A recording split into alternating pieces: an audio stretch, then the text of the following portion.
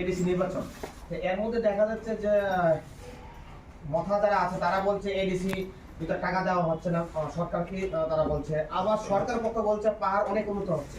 এই দুই পক্ষের কথা ভিতরে পাহাড় কতটুকু উন্নত হয়েছে আপনি মনে করেন? পাহাড় উন্নত হয়নি, সমতল উন্নত হয়নি, সারা ত্রিপুরা যে ক্ষতিগ্রস্ত। কিন্তু এই যে লড়াইটা, এই যে পরস্পরের যে বক্তব্যের খণ্ডনটা, এটা কেন খুমলুঙের মাঠে,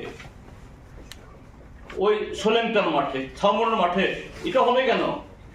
এই লড়াইটা মহাপুরাণে হোক না, মন্ত্রিসভার ভিতরে হোক না, ডক্টর মানিক শাহর সাথে এই কি নাম জানি অনিমেষ বর্মা, এটা হোক না বিধানসভাতে,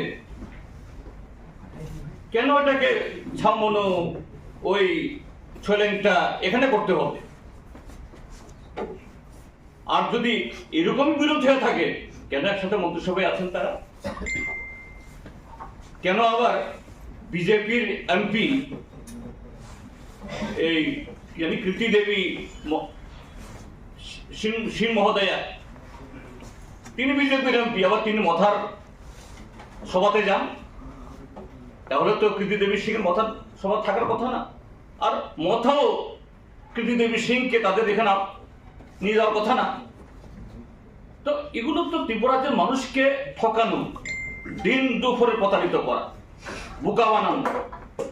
কাজেই তাদের এই লড়াই প্রকৃত লড়াই না, এই লড়াই হলো মঞ্চের লড়াই, যে যাত্রা গানের প্যান্ডেলের লড়াই। গ্রিন রুমে একসাথে চা খায়, একসাথে বিড়ি খায়, সব করে। এগুলো নিয়ে আমাদের কোনো আসে যায় না। ত্রিপুরার মানুষ এগুলো বুঝছেন এবং তার সঠিক জবাব দেবেন আগামী দিনগুলোতে।